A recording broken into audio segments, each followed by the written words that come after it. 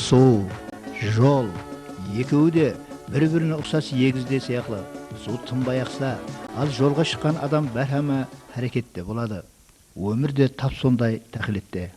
Күн, ай, жыл зымырап, зулап өтіп барадыр. Шайыр Ибраим аға Юсуп айтқанындай, дүния деген зыр айналып тұрған бір шеңбер, біз ондағы ең асыл тас боламыз. Расында да біз дүниядағы жаратылғандардың ішінде ең асыл тас боламыз. Өйткені біздердің басым көпшілігіміз дөретушілікпенен шұғыланып, елдің мәпі үшін бәрхәмә ел қызметінде боламыз. Біз бүгін қазіргі заман прозасының талантлы уәкілдерінің бірі һәм өзінің әрқилы телекөрсетулері менен жұртшылыққа кеңінен таныс, әсіресе азаматлық ісіменен үлгі болған жазушы Тәшкенбай аға Қалмұратовтың дөретушілік қызметлері хақында әңгіме ете жақпыз. Шымбай бұл тарихи қала, тарихи елат. Бұл елаттан көптеген көркем өнер шеберлері, жазушылар, шайырлар, жыраулар, қыссаханлар, бақсылар, ілімпазлар өсіп жетіскен. Міне, кімде-кім осы Шымбайға бара қойса, шайыр Жолдасбайға Ділмұратовтың Шымбайым қосығындағы мына қатарлары еріксіз есіңен түсіреді. Мәулік қазы, Байназам Ибраим, тәрипіңді дәстән етті Шымбайым, олар сүйген жүрекпенен ешпенен менде сені толып тасып жырлайын. Менде шатлық артар саған келгенде, достарымның гүлдидарын көргенде, қайсы жақта, қайсы жерлерде жүрсемде, кеулім алуан дүнер Шымбай дегенде. Міне, сізле көріп тұрған Нәриман көшесіндегі анау жайдың орнында 1940 жылы 5 июньде Тәшкенбай аға Қалмұратов дүнияға келді. Егерде біз оның басып өткен өмір жолына назар ташласақ, ол осы қаладағы орта мектепті біткеріп, октябрьдің 40 жылдығы совхозының ұстаханасында тоқыр болып жұмыс істейді. Отан алдындағы жігіттік парызын атқарып, армия қатарында қызмет етеді. Нөкістегі мемлекеттік педагогикалық институтының орыс тілі һәм әдебиеті факультетін біткереді. Студентлік дәуірінде сол институттың көп тиражлы Совет мұғалімі газетасының жауаплы қаткері болады. Соң Өзбекстан телеграф агентлігінде мемлекеттік радио естіру һәм телевидение комитетінде редактор болып қызмет етеді. Ташкенттегі жоғарғы партия мектебін біткеріп, көп жылдар давамында Нөкіс қалалық облыстық партия комитетлерінде жауаплы лауазымдарда істейді. Өзбекстан кітапхана жамиеті Қарақалпақстан Республикасының басқарма бастығы болады. Политолог. Ал қазір телерадио компаниясында телевидение бойынша комментатор болып қызмет етіп жатыр. 1980 жылдан бастап Өзбекстан һәм Қарақалпақстан жазушылар ауқамының ағзасы. Тәшкенбай аға Қалмұратов біздің кітап оқушыларымызға жақсы таныс Замира, ереді көп мәлім емес бұлақлар, Нәсият деген повесть һәм гүрімдер жинағының, сондай-ақ Усул, Фитне, 40 буын романдарының авторы. Орыс тілінде Дорога длиною в жизнь деген атамаменен повестлер, гүрімлер һәм новеллалар дүркімі баспадан шықты. Оның гүрім һәм повестлері өзбек, татар, башқұрт тілдерінде аударылған. Ал соңғы 20 жыл ішінде баспадан шыққан, яғни бірінші кітабы Усул романы, екінші кітабы Фитне романы, үшінші кітабы 40 буын романы Тоталитар хилелері деген ұлым атпенен трилогия болып есептеледі. Бұл трилогия бұрынғы тоталитарлық һәм административлік түзімді гүлі ашқарлайды. Ол басқа да қақлардың көп қана әдеби шығармаларын Қарапақ тіліне аударды. Оның 50-леген гүрімі, 20-дан асылан повесті, 3 романы баспадан шықты. Тәшкенбай аға Қалмұратов 1988 жылы атақлы сыртелі жазушылары мен шайырларының қатынасуында Арал және Балқаш мәселелеріне арналған Алматы қаласында болған 20-шы әсір поэзия, парақатшылық һәм экология деген симпозиумына қатынасып, үлкен ұшырасуларда Арал машқалаларын айтып, өз халқының атына әрқилы ұсыныстар етті.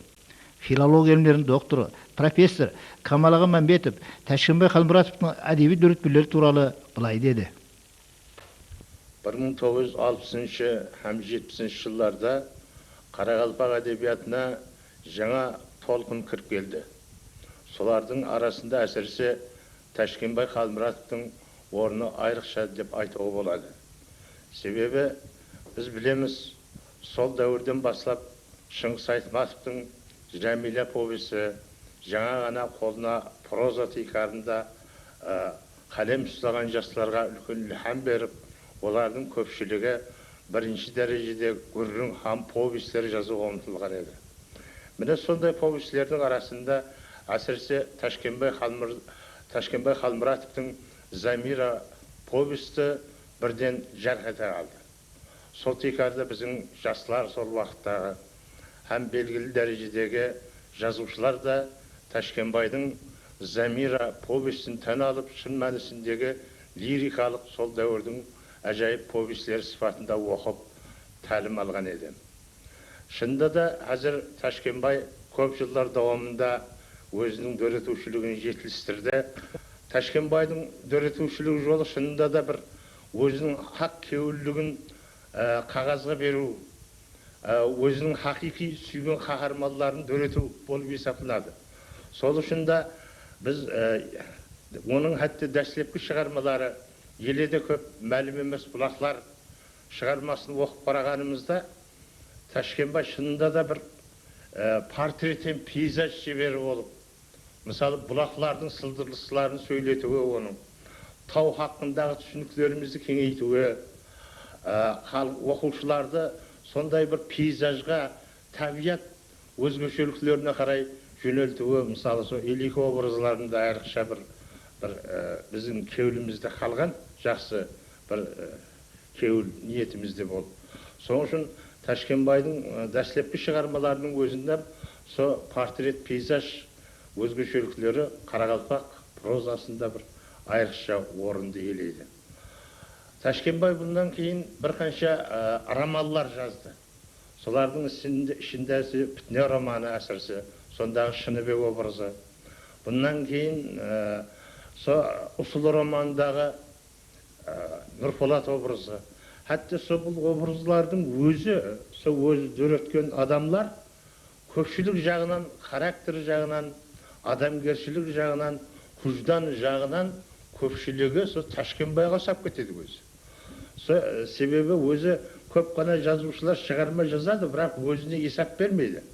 Ташкенбайдың бір өзгешелігі өзінің ең сүйген қаһармандарын дөретуін, өзіне ұсатып жазу, адалдықты, құждалдықты іздеу, һәм шын мәнісінде халық арасынан іздеп табуы, һәм оны қағазға түсіруі жағынан Ташкенбай дөретушілігі айрықша орынды иелейді. Енді Ташкенбай Халмұратовтың айрықша бір өзгешелігі оның журналистлігі. Себебі ең бір радио, телевидениедегі қазіргі дәуірдегі ең садық журналистлердің біреуі Ташкенбай Халмұратов. Себебі мен бұрынғы уақытта сол телевидениеде істегеннен бері еле істеп келатырмын. Сол жүзі садық сол тарауға. Бұның екінші тарапы бір сол өзінің адалдығы, ақкөкіректілігі жағынан адамдарға жәрдем беру, бір жәмиетіміздің рауажлануына үлес қосу, халқымыз арасынан адал, құждалды адамдарды іздеп табу, оларменен сырласу, олардың жақсы пікірлерін халыққа жаю, жаман фазилетлері хақында жаман пікірлер шығару. Сол текарда қарағанда Ташкенбайдың дөретушілігі жүзі айрықша орынды тұтады. Мысалы, Ташкенбай, хабарыңыз болса керек, өзі шын дәрежедегі адал һәм халық ретінде сүйген, ең адал адам болғандығы үшін да сондай көрсетулерге қатынасады. Мысалы, адалдық көрсетулерін бірінші орында алып барады. Себебі ондай көрсетуді өзің жүзі құждалды адал адам болмасаң алып бара алмайсың. Соның үшін Ташкенбайдың көрсетулері халықта жүзі үлкен бір тәсір қалдырады. Себебі адамдар арасындағы бір құждансыздық, адамдар арасындағы болып атырған бір бейбастақтық, һәм соларды жөнге түсіру, олар хақында пікір айту әрқандай журналистің қолынан келе бермейді. Ташкенбай өзі талантлы жазушы һәм журналист болғандығы үшін де өзінің адамгершілігі һәм ұжданы, барлық фазилетлері бір-біріне сәйкес келгендігі үшін де ол белгілі талантлы жазушы һәм журналист сипатында осындай көрсетулерді таярлап бармақта. Мысалы, оның әзіргі уақытларындағы көрсетулерін қай жерге барып қарасаңыз, Ташкенбай Халмұратовтың басшылығындағы мысалы әхметлі әңгімелесу көрсетулері. Бұл шын мәнісінде өзі іздеп табу, сол текарында адамдарды бір жақсылыққа баслау, жақсы республикамыздың жақсы фазилетлері хақында пікір жүргізу, бұл шын мәнісінде Ташкенбай Қалмұратовтың дөретушілігіне тән болған хадисе. Гүл жақсылық пенен қуаныштың белгісі. Сол үшін болса керек, біз гүлді тек қана ең жақсы көрген адамдарымызға сауға етеміз. Олардың кеуілін қошлаймыз. Біз бұл жерде мынаны айта жақпыз. Ташкенбайға Қалмұратов бұнан 41 жыл бұрын Ташкенттегі бұрынғы Комсомол көлінде дем алу үшін қайық алып, еске кесіп, сейіл етеді. Әне, сонда ол Қызылгүл атлы тұңғыш күріңін жазады. Бұл күрің көп ұзамай Әмудария журналында жарық көреді. Бұл кішкене ғана күрің, оның үшін прозаға деген ең дәслепкі адым, ең дәслепкі соқпақ болды. Келін, ең жақсы, бұл Қызылгүл күріңі бойынша таярланған әдеби оқуды көрейік. Бұл күріңді талантлы актеріміз Қыдырбай Қалмұратов оқиды. Кеш кірсе, жас жігіт һәм қызлардың кеуілі ашылып, жүзлері гүлдей жайнап, жүректері шәукілдесіп, уәде түйіскен жерлеріне тезірек жетуге асығады. Міне, ұсындай ажайып кешілердің бірінде мен көлді дем алу үшін қайық алдым. Өйткені ішімде піскен еді. Зерікпей қайтайын, менің бірге тәжірибе топлауға қаланың шетіндегі салынып атырған биік этажлы тұрақ жайларға жіберілген құрылыс техникумда оқып атырған құрдасларым жұмыс бітуден тым-тырақай жоқ болады да кетеді. Ал менше бәрхама жалғыз өзім қалып, я кітап оқиман, я жазылған конспектлерімді көзден өткеремен. Енді таза ауада дем алғым келді. Еугін болудан аспанда ойнақшыған жұлдызлардың жарығы суға түсті. Су бетіндегі олардың шым-шытырық сәулелерінің жарқырап тұрғаны адамның кеуілін қошлайды. Жақын жерден қыз жігіттердің қосылып айтқан қосық ырғақлары кеуіліңе құлғыла салып, мұхаббат сезіміне еліктіре баслайды. Мен ұсы қиялларымды ұрлаған намалар ләззетіне беріліп, қайығымды жағаға қалай болғанымды да білмеймен. Нәзерім қалың теректіліктің арасында екі жастың құшақласып сүйісіп тұрғанына түсті. Ұялғанымнан қайығымды көлдің ортасына бұру мен болыппан. О, мұхаббат! Кімлердің жүрегіне от салып, кімлерді ішқу отында жантырмағансаң, деген қиялларға беріле бергенімде сол қасыма жақылап келіп қалған қайықты көрдім. Қайықта отырғандар маған анық көрініп тұр. Азнаның үстінде сәнлі ақ көйлек киген, көмірдей қап-қара шашының бұрымын артына түйдекіліп жинаған, толықлаудан келген қыз һәм үстіне қара шалбар, ақ көйлек, қара галстук таққан келбетлі жігіттің иініне басын қойып, шеп қолымен белінен құшақлап, жігіттің шерткен гитарасының намасына қосылып, екеуі қосық айтып отыр. Олардан берірегіректе қайықтың бас бетіне тамалауда ақ құбадан келген, ұзын бұрымын артына салбыратып жіберген арқылау қыз алдында гүл дәстесін ұслап, ойлып ішінде отыр. Мені көруден олар үндемей қалды. Жігіт гитарасын қасындағы қызға ұзатты да, қайық ескегін суға салды. Әй жігіт, сенің Джульеттан қайда? Масаған менен, бейшара Ромео, деді де кеменің үстінде отырған қыз маған кішкентай гүлді лақтырып жіберді. Мен алдыма түскен қызыл гүлді қолыма алып, мұрныма жақылаттым. Оннан жұпар иіс аңқыр еді. Бірақ мен тамағыма бір нәрсе тығылып қалғандай, қызға жауап ретінде еш нәрсе айта алмадым. Олар менің қасымнан сәл алыслаудан ақ және мұхаббат хақында қосық айтып, түн үшін жаңғыртып жіберді. Құлағыма біреу, өмір қызық, тек онда жасай білу керек деп сыбырлағандай. Жүрегім мұхаббат мелодиясының дәслепкі аккордларын шерте баслағандай. Мен олардың ізінен аз-маз қарап тұрдым да, қайығымды жағаға бұрдым. Азанда жүк көтеру кранының қасына өте бергенім, артымнан жетіп келген қыз әдеплі сәлеместі де, мен сізді әлі қашан-ақ таниман. О, анау жерде істейсіз, деді жымиып күліп. Мен крановщикпен, жоғардан күнде барлап отыраман. Бірдейіне өз ісіңізбенен бәнсіз, ал жұмыс бітуден тұрақ жайыңызға қарай зып бересіз. Дейді, бір нәрсе жазып жүрген шығар деп те ойлайман. Басқаларда емессіз. Түндегі жігіт біздерде прораб болып істейді. Оны таныйтұғында шығарсау, қасындағы зайыбы жақында қосылды олар. Сіз соғырдан да бетер екенсіз. Сезбейсіз ғой сірә. Емаса жүрегіңіз жоқ ба? Қыз маған тікірейіп қарады да қаттырақ жүріп кетті. Қапелімде оның басына ораған ашық қызыл орамалы жарқ етті де өшкен оттай ғайып болды. Басқаларға мен де сүйкімні екенлігімді сезгенлігімнен бе, емаса сол қызға деген қандай да бір белгісіз сезім оянғанлығынан ба, арс-арым шығып тұра беріппен.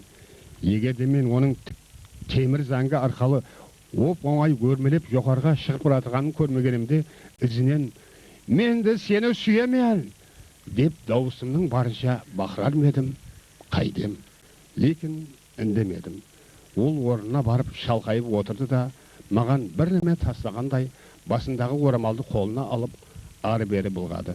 Мен өзіме жақылаған қош иісі сездім де, гүлдің бір данасын қақшып алдым. Һәм назарым қызға түсті. Ұзақтан оның ашық шырайлы жүзін көрдім де, гүлге қарадым. Бұл жаңа шешек атып, ұрқан жайған нәзік қызыл гүл еді. Біз ендігі сөз нәубетін белгілі әдебиетші, филология ілімдерінің докторы, профессор Қонысбай Камаловқа береміз. Ташкентбай мен осы қазір Әжінияз атындағы Нөгіс мемлекеттік педагогикалық институты, бұның 60-шы жылдардың бастарындағы аты Қарақалпақ мемлекеттік педагогикалық институты. Осы педагогикалық институт таныс. Ташкентбай орыс тілі әдебиет факультетінде оқыды. Мен Қарақалпақ тілі һәм әдебиет факультетінде оқыдым.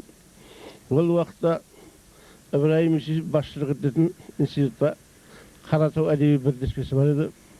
Бұл бірлеспеге Толбай Қабулов, Атақан Қожамбаев, Аймұрат Әбдімұратов, Ұзақбай Піржанов, Марат Қарабаев, Шанияз Мәмбет Мұратов, соған Ташкентбай, мен, Ұлма Саргүл Бахадидова қатынасатын едік. Оның мәнісі әркім жазған шығармаларымызды оның мәжілісінде оқимыз, додалаймыз. Жазушылар келеді, мәселен Төлек Қайпегін келеді, Қарабадин Сұлтанов келеді, Жолдасбай Ділбұратов келеді. Солай додалап, шығармалар хақында пікір алысып, жақсы жариялауға болады деген шығармаларды баспасөзге ұсынады. Осы уақытта біз Ташкентбаймен таныстық. Ташкентбай біздеріміздің ішіміздегі Европа әдебиетін, Европаның реалистік әдебиетін, орыс әдебиетін әдеуір тәуір білетұғын жігіт еді. Біздер оның бұл сауаттылығының азат әуеспенен қарайтын ек. Сол жылдары ұлыма бұрынғы көпмілдетті совет әдебиет деген әдебиетті үлкен бұрылыс болды. Евгений Евтушенко, Анна Ахмадулина, Роберт Рождественский, Василий Аксенов деген жазушылар орыс әдебиетында, Олмас Омарбеков, Еркін Бақиев, ұсаған жастар өзбек әдебиетында әдебиетқа келді. Біздерде Дәулен Айтымұратов келді өзінің өзгеше дауысымен, Сапарбай Салиев келді өзінің өзгеше дауысымен. Әдебиетта осындай бір не болды, өзгешеліктер болды. Акоп ақиқатлығы деген шықты, ұрыс темасына жазылған шығармада. Ондан кейін жеке адам, майда адам образы, кішкентай адам образы деген терминдер шықты. Бұрынғы ана басшылардың образының орнына енді кішкентай адамдардың образын әдебиет жасау, халық массасын тағдырын көрсету мәселелері басталды. Осы уақытта біз Ташкентбаймен әдебиетке келдік. Мен өзімнің Маржангүл деген повестімді жаздым, Ташкентбай Замира деген повестін жаздым. Біздер кішкентай адам тағдырын көрсетіп кішкентай адам. Замира деген бір апай қыз ертеді, мұрнына мұхаббат самалы енеді. Ол Европа психологиясын иелеген, өзірде Европа психологиясы бар, үйде тәрбиеленген. Сөйтіп ол тұрмысқа шығарда. Әкесінен жасырмайды. Біздің милли характерді әкесін жасады ғой. Біз дәстілік уақытта Ташкентбайдың бұл позициясын түсінбей, оның бұл шығармасын сынайтып жүрдік. Қарақалпақларда қыздар әкелеріне бұл мәселелер ойласпайды депті. Ақасы серіліп қарасақ, біздің ішімізде Европа мәдениетін иелеген семинар бар ғой. Міне, осы елін аған Ташкентбай теманы. сөйтіп әфуай адамның, замираның өзінің тағдырын шешудегі активлігін көрсетті. Ғасыр әдебиет керек екен. Біз бұны өзінің уақытында түсінбедік. Кеше Шолоховтың юбилейі болды ғой. Кешенің алдындағы премия көрсетті. Сонда айтып жатыр, Шолохов hakkında жақсы да гәплер болды, Шолохов hakkında жаман да гәплер болды. Бәрібір Шолохов дүние әдебиятының үлкен уәкілі болып қалды деп та. Ташкентбайдың Замира повесті hakkında біз жақсы да гәплерін айттық, критикалық гәплерін айттық. Бәрібір Замира әдебиаттың тарихында Ташкентбайдың бірінші шығармасы һәм жақсы шығармалардың бірі болып қалды. Ташкентбай бұндан кейін баспасөзде істеп жүрді, жәмиеттік басшылық мекемелерде істеп жүрді. Бірақ ол өзінің жазушы екенін ұмытпады. Ол партия мектептерінде оқыды, журналист болды, кітап пропагандасында істеді. Бәрібір өзінің жазушы екенін ұмытпады. Ол қатар бірнеше повестер, бірнеше романдар жазды. Мәселен, елде көп мәлім емес бақылар деген несінде бір Кавказ халықтарының тұрмысынан жазған бір халықтың, мәселен, Лермонтовтың біздің заманымыздың қаһарманында бар ғой, Бела. Ат үшін қарындасын сатады. Бір халықтың жауыздығын береді. Сол жауыздықтың ішінен шығып, ол адамның ержеткерлігін, ватанды қорғағандығын, елдің үлкен адамы болғандығын береді. Демек, адам жауыздыққа ұшырауы мүмкін жасында. Бұл философия. Адам бір үлкен апаттылыққа ұшырап қалуы мүмкін. Бірақ адам өмір үшін күрессе, өмірге иесі, өмірменен бірге жасаса, һәм уақытта кеулі хақ болып, өмірдің алдыңғы позициясында үшін күрессе, жеңіске жетеді. Міне Ташкентбайдың еледе көп мәлім емес бақылар повестінің қаһармандары осындай адамдар да, мен Ташкентбайдың бұл повест жөнінде уақытында жақсы пікірлер айтқанмын, қазір осындай жақсы ойлардамын.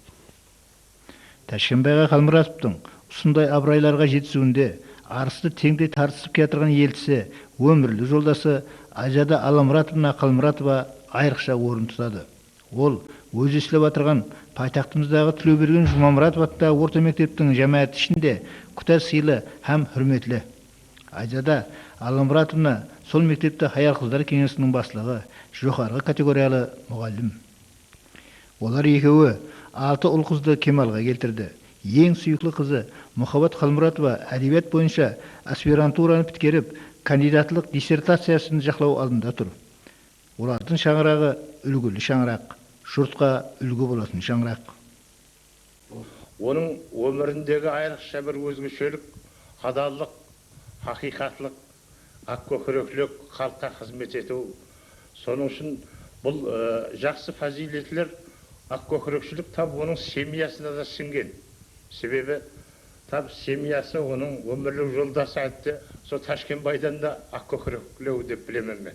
Себебі сол семья шын мәнісінде бір рауажданған семья болып, халқымыздың бір шын кеуілінен шыққан семьялардың бірі болып есептелінеді. Қонысбайға міне жазушы Ташкентбай Қалмұратовтың ұсыл романы бір ең жақсы сәтлі жазылған романдардың бірі. Бұл роман тап біздің бүгінгі базар экономикасын алдын ала болжағандай да. Осы роман хақында сіз не айтасыз? Бұл роман жақсы романлардың бірі.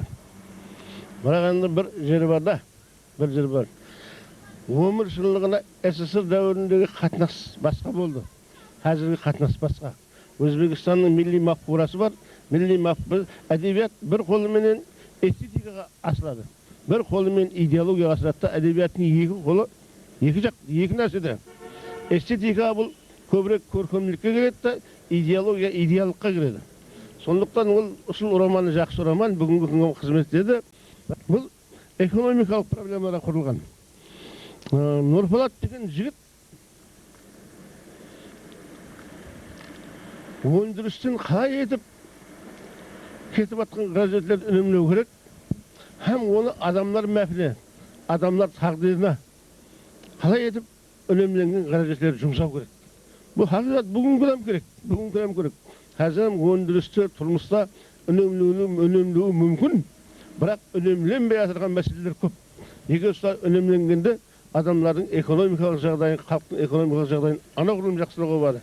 Ұсыл романы бұл 60-шы жылдардың ақыры 70-шы жылдар жазуына қарамастан, бұл бүгінгі күнге қызмет ететін роман. Бүгінгі себебі экономикалық проблема һәм уақытта адамзаттың тағдырына қызмет ететін проблема. Ташкентбай бұнdan кейін Афганистан темасына байланысты шығармалар жазды. Ташкентбай бұнdan кейін біздің өміріміздің қарама қайшылықтарын көрсететін Фитне деген роман жазды. Фитне дегенде сондай қызықта. Қазірен бар айырым адамдар кеңседе жұмыста халықтың алдында сөйлегенде басқа. Ол бір идеяны алға баслаушы, бір жәмиетті түсінуші, қандайда бір халыққа, елге пайда келтіріп отырған адам болып көрсетті өзін. Ал енді бұның ісі, жан дүниясына қарасаң, бұл дүнияда болмайтұғын эфас істерді істейді. Бір адамда екі бір-біріне қарама-қарсы қайтады. Қазір тап осы күнде мысалы көп, осы күнде көп. Бұл адамзаттың әлсіз жері, әлсіз жері. Ана жәмиет алдында сөйлеген сөзіне қарап, оны ісінесің, ісіне қарасың. Ал енді мына жағына қарап, бұнdan түгілесің. Ол ана жәмиет алдында қанша сөйлей берсін, ол басшы, ол адам, ол іскер қанша сөйлей берсін. Мына жағындағы оның надус істерін көретін күшілері бар. Көретін адамдар бар. Міне осы екі идеяның ортасында күрес, оның адам тағдырының тәсірі, ең кейінде 200 адамның тағдырының трагедияға кету мәселелері Фитне романында көрсетілген. Бұл ұлыма адамзатлық философия. Мен ойымша, ұлыма адамзатлық философия. Міне Ташкентбай бұл бір адамдар былай оқиды, біздің адамдар әдет бар. Шығарманың сюжетін білсем, мен оны білемін дейді. Жоқ, шығарманың сюжетін білгенмен сен білмейсің. Бұл жерде жазушының идеалы бар. Біз қазір сіздердің диққатыңызға Ташкентбай Қалмұратовтың ұсыл романынан тағайындалған үзіндіні ұсынамыз. Рөлдерде талантлы актер Жалғас Сұлтабаев һәм актриса Тұрсын Қайтназарова бар.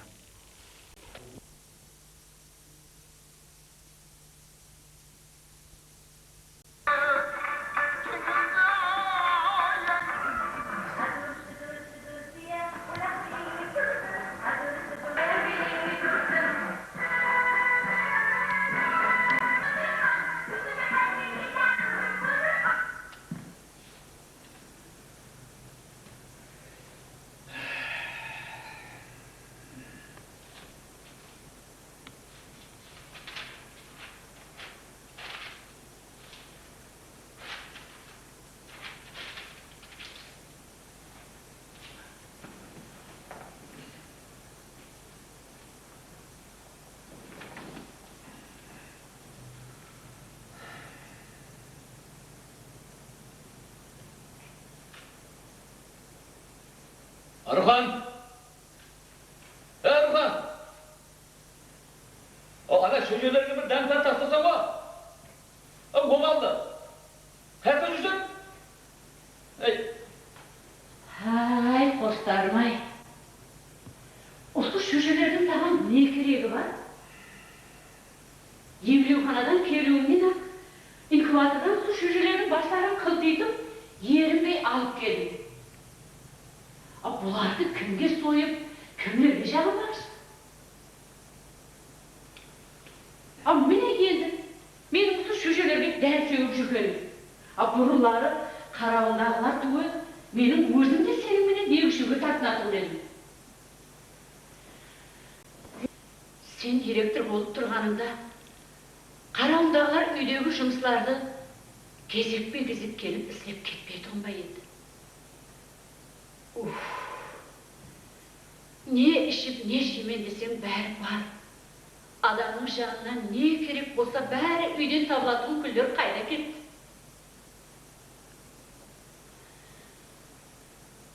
Өлмесең көре бересің. Көре берсең көне бересің деген осы да.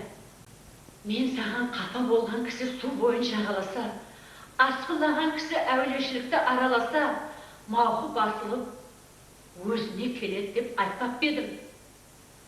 Ақыллы кісі, ақыллы адам асығыстыққа, жеңілікке жол қоймайды. Тауға әселіп орында басына қар жауды дегендей басыңа қол-қола түсті. Ай, осы сен алжығансың. Болмаса осы күйеу балаға қарсы келесің бе? Жас келеді түрлі-түрлі қиял бар. Жақсы ниет ярым ырыс деген бар. Гөр бол. Өзі қылған өкінбес. Хаққыңнанды. Әй, сен өйтіп қанкие берме? O hazır dasturgan jaymasan, adam seni tanıydı mı? O vermesen, almasan, kim senin uyumu gelir? Bayağıday, molaqay, göçler tayakta. Ben sonun için beni şu yerlerde satıp alıp geldim. Yerini sola da asılırsan. Hoş. Usul sen kimlerge işkizip jergiz verdin? Keşi yemekhanada var жатқаныңда. Солардың қайсысы келіп сенен хабар алды? Керек десең, әттекі күйеу балаң да күйеуін сұрауға жарамады. Onun nesini alıyorsun ha? Жаман перзент, жақсы атаның басын есікке шығарады. Жақсы перзент, жаман атаның басын төрге шығарады деген. Келмесе келмейді да. Не болды сол күйеу балаң келмесе? Керіскесін, аты жолына бұспаясың. Бізге еледе шалғайын жау, жеңнің ұшын беретін адамдар табылады. Кім күйеді, кім піседі? Онымен біздің не сөз бар? Пешенамызда көре береміз әлі. Мынау не дейді ай өзі? Осы сен күйеу балаңды дүниядан тағы төт деп ойлайсың ба? Ешан, тұрпаты келген, сын-сымбаты дүзу жігітке қайсы қаял қызықпайды? Менің Мейірханым. Қызлардың сересі еді-ау. Ол аққудай таранып, киініп шыққанда, әмме жігітлер аузын ашып, лал қалады ол еді. Енді міне, оны қара жер құшағына тартты.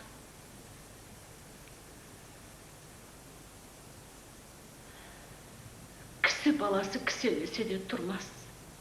Өз балаң өзекке тепсе де кетпес деген ұсыда. Қызым тірі болғанда, осы күйеу балам қолыма кіріп, үйден кіріп шығар ма еді, әлі қайтер еді. Қатын, өйтіп көп қамығып, қапалана берме. Пенденің баратын жері сол. Шүкір ет. Өлінің иманын берсін, тірінің жүруін берсін деген. Сабыр бол.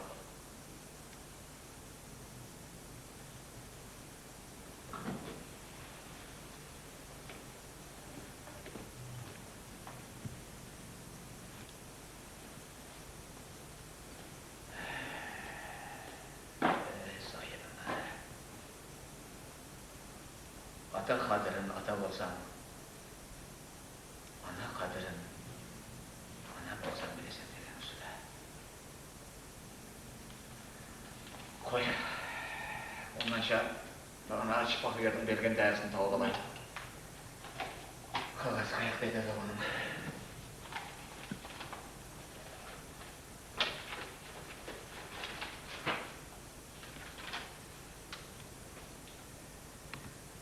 Архан, мен кеттім. Қаяққа? Жақсы ас жаман кеселге емдеген ғой. Ана күнгі шпакерлердің берген дәрісін тауып алып ішпесем, жүрегім сәл шаншыңқырап тұрыпты. Мен сояққа барайын. Мен, бірақ, тері қайт. Жақсы, болады.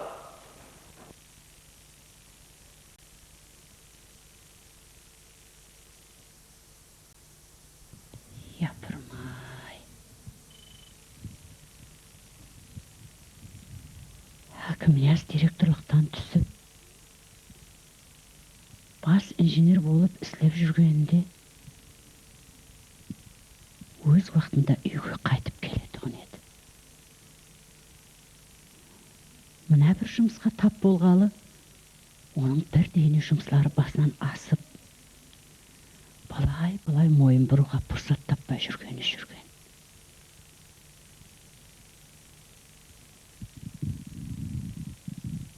Бір сапары ол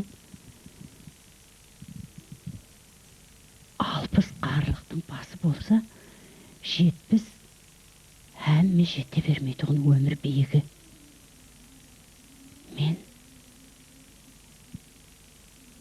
12 жылдан кейін сол 70-ге шығады екенмін. Сонша жыл қослас болдық. Міне, сен де қартайдың. Маған перзент керек. Себебі, мен өлгеннен соң болғаны атым өшеді. Сен өкпелеме. Көзіңе айтқым келеді. Келешекте мені бейперзентліктің ауыр әсіреті күтіп тұрғандай сияқлы деген жоқ беді. Жап-жап болып. Сонда лал болғаным сонша, алға басқан адымым артқа кетіп, қол аяғымның діңкесі құрып, есімнен танып қала жазладым. Бұны сезген ол. Хау қостарым, кешір мені. Бұл тартыстың біреуге суы, біреуге суығы жоқ. Маңлайымызға тағдыр солай жазса не әләш? Оның несін екеуінің қабарады? Бақтымыздан көреміз да деп еді. Бірақ мен сол болып өткен қолайсыздық жөнінде тәна өзімді айыплы деп есептей алмаймын. Өйткені мен докторға да тәуіпке де көріндім ғой. Қош көрмейтін болсаң, кете бер. 4 жағын құбла. Білсең, мен де қалқ қатары нәресте иісі сіңіп ана болғанмын. Өз құрсағымда бала көтергенмен, бала еміскенмен.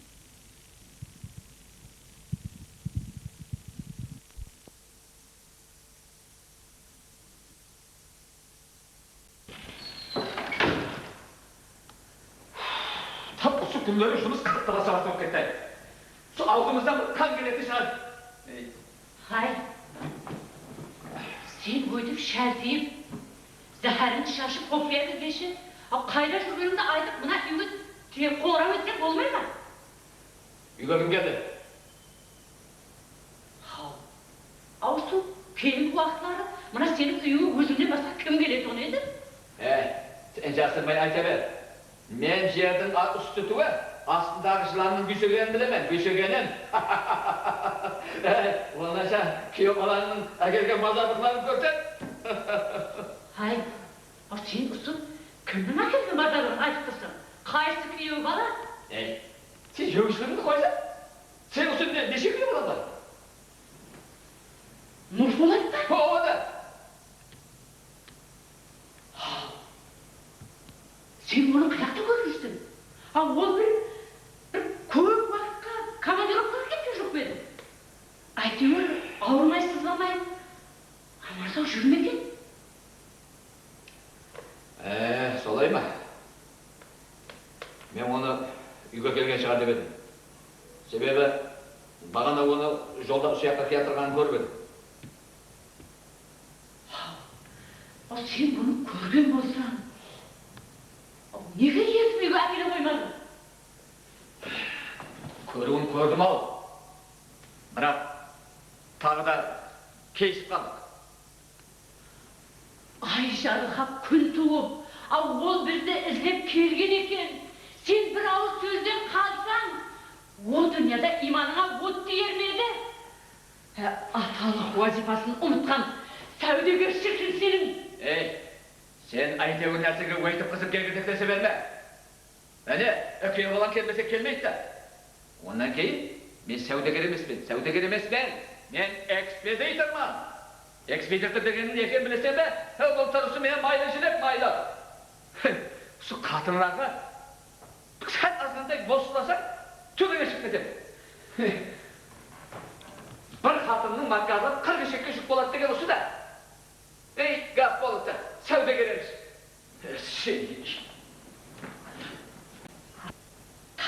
Сенен қалсам, Құдайдың шет көзіне ілінгенім.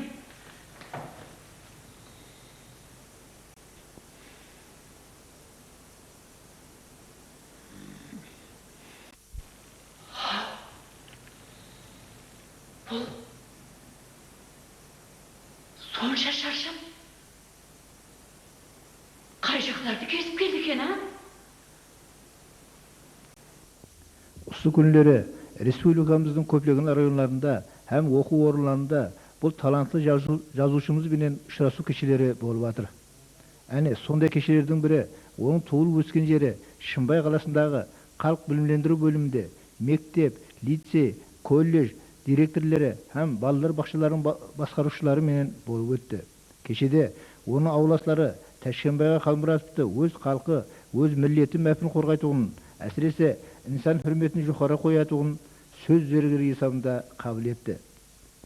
Ondan кейін оның таярлаған теле көрсетулерінің жүдә мазмұнлы екенін айтып, оны мақтанышпенен тілге алды. Ақыры халқымыз елі сүйген инсанды әлем сүйеді деп бекарға айтпаған.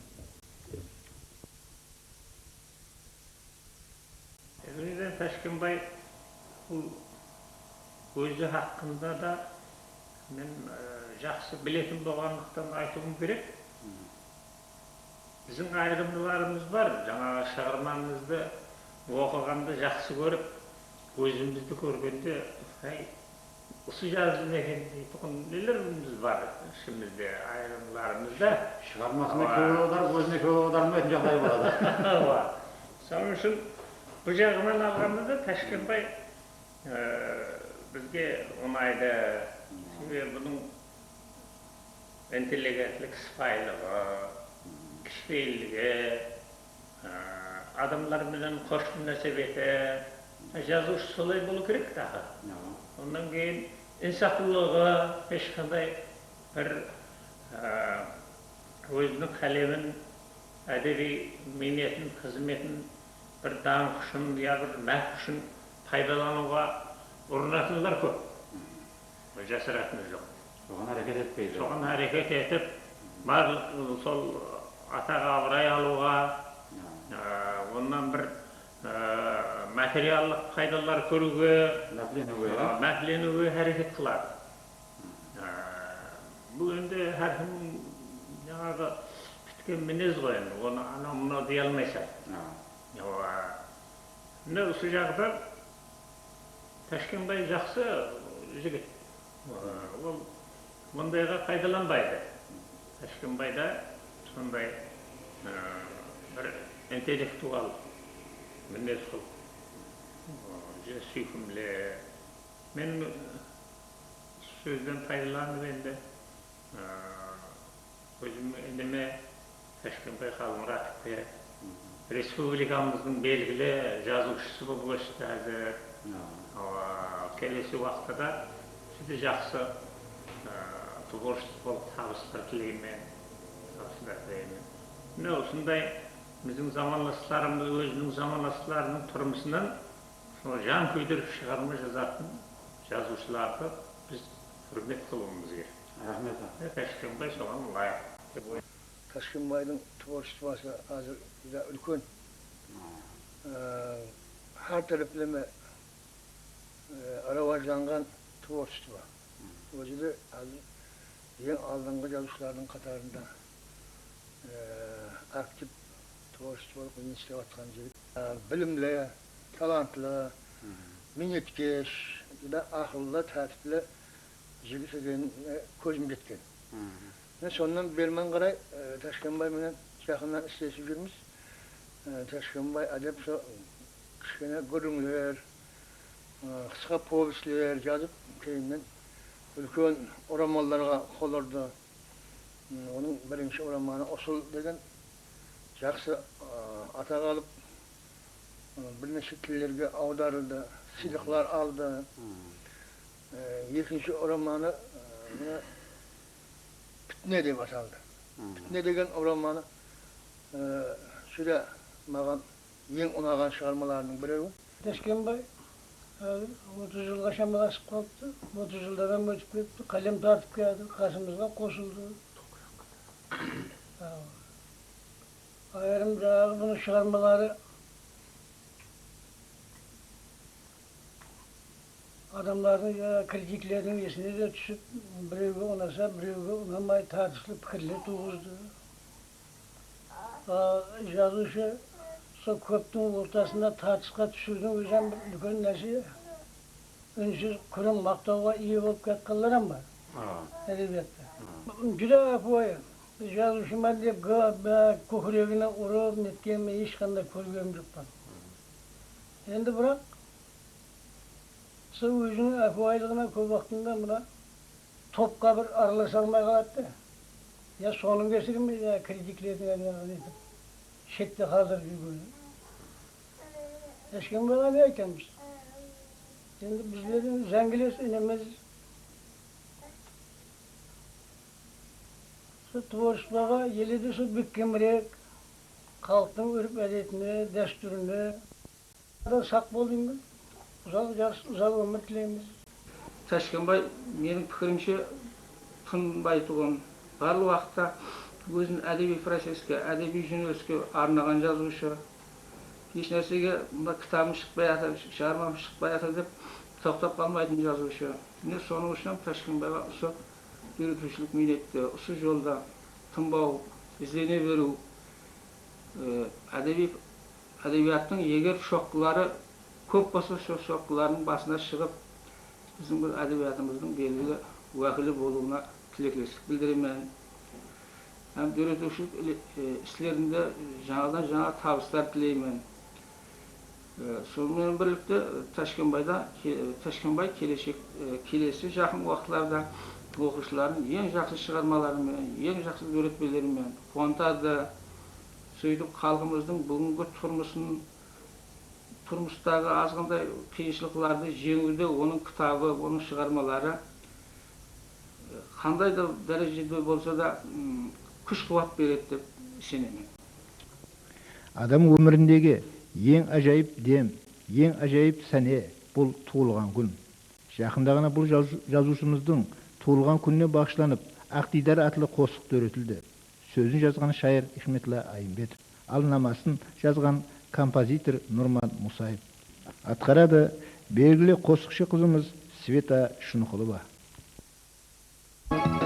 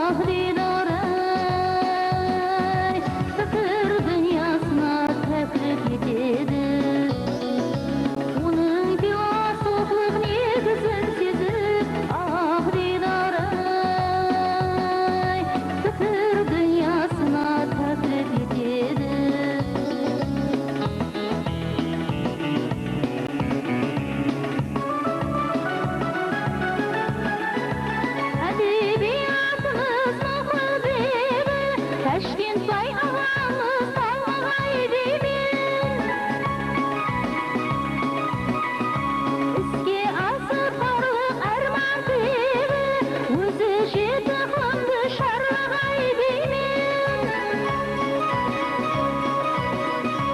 Iski asıp barlık arman tiledi ah didaray. Özü şi tıklandı şarlagay deymen. Iski asıp barlık arman tiledi ah didaray. Özü şi tıklandı şarlagay deymen.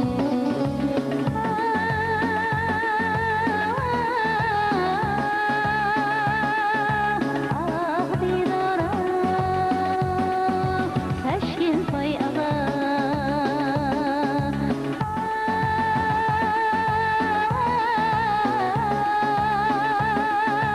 Ah didaray, Taşkentbay ağa.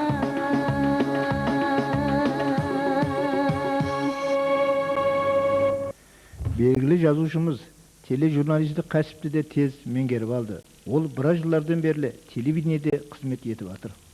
Ол Конституция, тихарғы низам деген рубрикамен 3 жыл давамында әрқилы интервьюлер, репортажлар, телеочерклер, ұшырасулар жүргізіп, Өзбекстан һәм Қарақалпақстан конституцияларының жобаларын және олар қабыл алынғаннан кейінгі тихарғы нұсқаларын республикамыздың атақлы ілімпаздары һәм құқық қорғау органдары қызметкерлері менен бірлікте үгіт насихат жүргізді.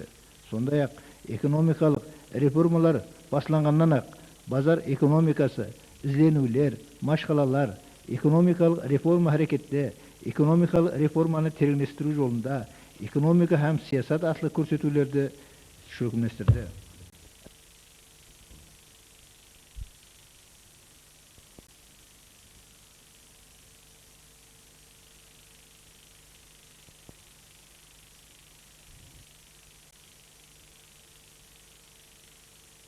Әсіресе низамлылықты һәм құқық тәртібін бекемлеу, бұқаралардың низамлы құқықтарын қорғау һәм жинайшылықтың алдын алу бойынша адам һәм низам жинайят жазасыз қалмайды атлы көрсетулерді айма-ай шөкімдестіріп, олардың бәрін өзі алып барды. Бұлардан басқа рухи мәдениет, өлкөміздің ажайып адамдары, Ахметлі әңгімелесу, Бажықана ел қызметінде деген көрсетулерді таярлап, телетамашөгерлеріміздің алғысын алып жатыр. Әзір Ташкенбай Қалмұратов тұрақлы түрде жинайатам жаза, Ахметлі әңгімелесу, экономика саясат көрсетулерін таярлайды һәм өзі алып барады. Ол қандай көрсету таярласа да инсанлардың инсанилығын оятуға әрекет етеді. Біз оның кірмеген мекемесі, көрсетпеген басшысы қалмады десек те еш қателеспейміз. Бұл жазушымыз бенен біргеслескен белгілі шайыр һәм журналист Кеңесбай Каримов былай дейді. Мен енді Тикардан Ташкенбай ағаның шығармалары жөнінде онша іркілмекші емеспен. Ол кісінің бір жақсы мінездері, жақсы эстетикалық таманлары жөнінде бір-екі ауыз айтпақшыман. Егер ол кісінің адамгершілік фазилетін сондан аңлауыңызға болады. Егер бір жерде Ташкенбай аға менен ұшырасуға уәделескен болсаңыз, 1 минут еш уақытта кешікпейді ол кісі. Майлы қар жауа ма, майлы жауын жауа ма, майлы басқа қиын жағдайлар бола ма, бәрібір Ташкенбай аға сол жерден табылады. Себебі бұл уақиялардың өзім басымнан кешірген, мен талай мәртебе Ташкенбай аға менен кездесетін болсақ, қар ма жауын ба сол жерде Ташкенбай ағаны табамыз. 1 минут я 2 минут кешігу ол кісінің мүмкін емес. Енді ол кісі тұрмыста жүда кішіпейіл, жүда этиканы, адам менен қатынас жасаудың барлық ұсылларын білген, терең меңгерген адам. Бізде сөз бар, эстет дейді. Ол адам эстет деп айтуға болады. Бір уақытлары 60-шы жыллары Ташкенбай ағаның Жасленші газетасында адам менен сәлемлесу әдебі, біреу менен қатынас жасау әдебі, сөйлесу әдебі жөнінде мақалалар шықты. Мен алжаспасам керек. Бұл уақытында Қарақалпақстан интеллигенциясының жастарының тәрбие алуына бір үлкен тәсерін тигізді деп ойлаймын. Енді Ташкенбай аға жүда кішіпейіл, бірақ кішіпейліктің бір зияны тиетін жерлері болады екен. Мені өзіне награда тілеп, өзіне атақ тілеп, өзіне басқа һәм лауреатлықтарды тілеп, Қарақалпақстан жазушылар қауымына, бұрынғы СССР жазушылар қауымының уақытында көп адамдар барды, көп адамдар бүгін жасырмауымыз керек. Атақ абырайларға ие болды, кітапларын, томларын шығарды, соғырағым дәрежеде. Бүгін еш жасырмаймын мен оны. Мен Тәшкенбайға еш жерге барған жоқ. Ешкім менен жаңағыдай Атақ абырайдың үстінде таласқан жоқ, тартысқан жоқ, сораған жоқ. Бірақ соның зияны тиген жағы көп жерлерде ескермей қалғанын әзір білеміз. Майлы енді олар өзінің орнына түсер, ендігі жағында Тәшкенбайға әзір дөретушілік, өзінің дөретушілік шағының ең бір жігітлік уақытында тұрыпты. Оны қайырдан білесіз деп айтсаңыз, Тәшкенбайға еле жүдә энергичный, күш қуатқа толып тұрыпты, шашы ағарған менен өзі еш уақытта бір нәрседен түңіліп, бір нәрседен зергіп, бір нәрседен адамға арыз қылған жері жоқ. Екінші жағы Тәшкенбайға принципиальный журналист. Тәшкенбайғадай журналистерді Қарақалпақстанда бармақ болып санауға болады. Тәшкенбай экранның артында сөйлеп тұрғанда адамлар мынау Тәшкенбай Қалмұраттың дауысы деп танитын дәрежеге келді. Бұның себебі өткір қазіргі бүгінгі күннің хақиқат тәшвіш тудырып тұрған темалары жөнінде Тәшкенбайға сөз қылады. Міне ішкі істер министрлігі, прокуратура, суд, хакимият барлық жағынан Тәшкенбайға естірулерді, көрсетулерді таярлап, үлкен өзінің қызметіменен Қарақалпақстанның телетамаша көйлеріне һәм радио естетуған адамларға да таныс болды. Енді принциплік жөнінде айтуға болады. Қазір бір жерден журналистік зерттеу жүргізу, бір жерден критикалық емесі сын мәселе жөнінде информация емесі хабар алу ансат емес. Оны біздің журналистеріміз жақсы біледі. Бұл мәселеде Тәшкенбайғаның алдында еш нәрсе тосқынлық ете алмайды. Ол қалеген инстанцияларға кіріп, қалеген мәкемелер менен, қалеген басшы адамдар менен сөйлесіп, бюрократияны жеңіп, өзінің көздеген мақсатын ерседі. Міне Қалаба хабар құралдары 4-ші хакимият деп айтып атырыпты. Сұның іске асу принциплерін біз Тәшкенбайғадан көреміз.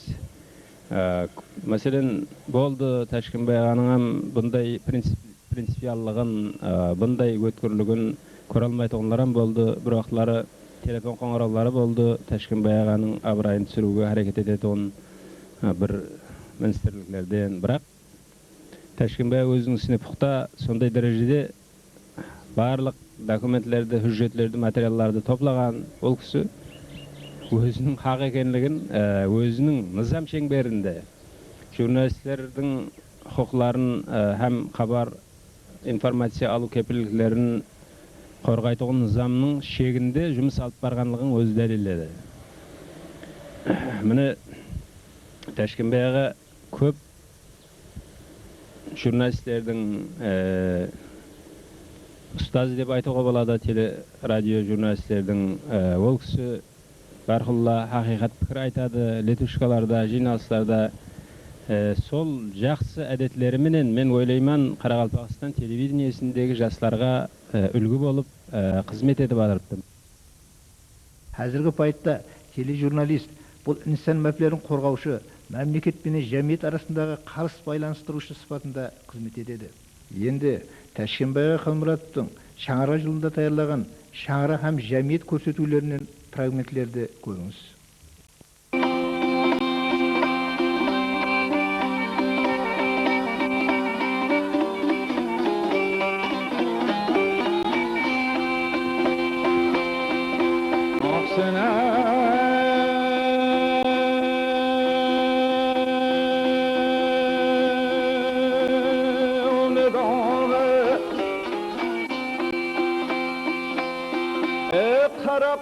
Astında badam kabağın köprüğünün neygi közge meymondu.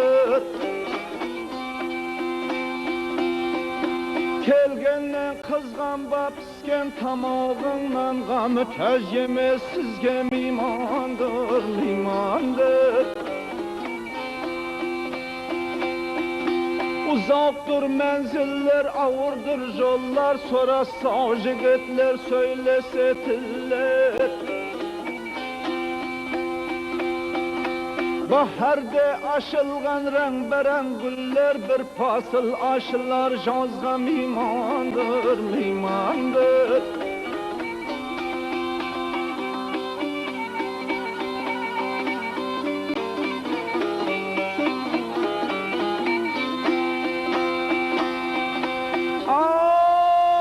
Jigittin bolmasa jarağı atı, anı bilin bolmas anın gayratı. Kartayganda keter beldin kuvatı, jigitliktin zoru dizge mimandır, mimandır.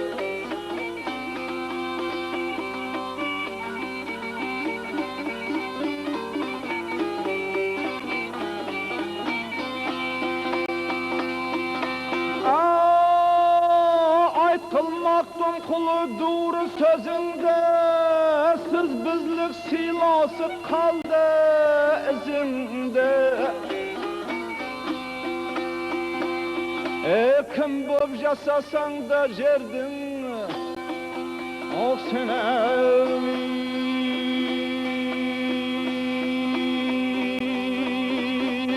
yüzünde. Adam bir beş güllüge düzgün imandır.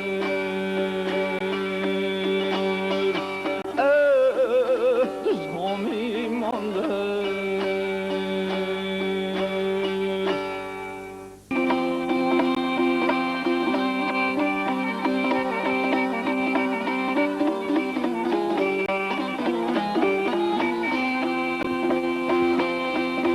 Aksine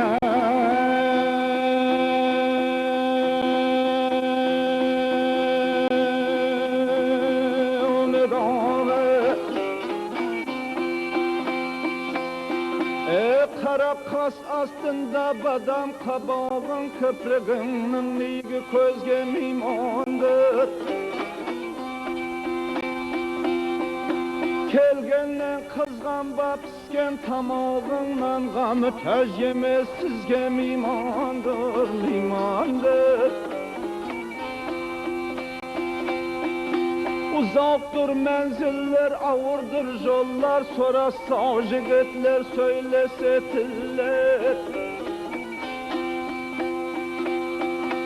Baharda aşılgan rengberen güller, bir pasıl aşılar yazga mimandır, mimandır.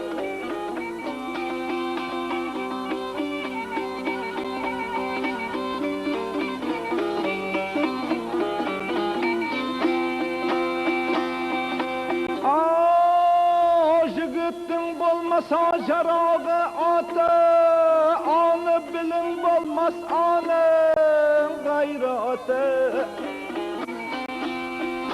Biz көрсөтүүбүздүн соңунда Ташкенбай Халмураттын Питне романындагы мына катарларды келтиргенди макул көрдүк. Бирөө өмүрдөн шаңкытып өтөдү, шаңы өзү менен кетеди. Бирөө болсо өмүрдөн үндеместен жүрүп өтөдү, изин жұрт көзүнө сүрүм етеді деген. Ава, her нәрсенің салмағына бола қасиеті болады. Кім жаман болса өзіне қас. Ондайлар тасқын судың көбігінде өзлеріне өздері жоқ болып кетеді. Мен өсімлікті айтамын ау. Мәселенкі өсімлікті алсақ, ол уақыты келді көгереді, уақыты келді қурайды. Арадан аз уақыт өтпей топыраққа араласып кетеді. Сондай-ақ жаманлардың өмірі қысқа, ал жақсылар қанша басым болса, сонша өмір өлене береді. Жазушы Ташкенбай Халмуратов өзінің шығармаларында көзі менен көріп, басынан кешіргенлерін әдебилестіріп, оқушыларға інәм етеді. Сондықтан оның шығармаларында адам тағдыры, инсан қалбы сөз етіледі.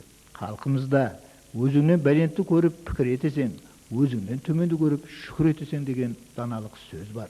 Бәлкім сол себептен шығар Ташкенбай Халмуратов өзінің адалдығы менен һәм мен сеніміне еріскен әпуайы минеткес инсан болып жүргені. Солай етіп ол, әзір дөретушілік дүниясында қалғышты минет етіп, ел қызметінде.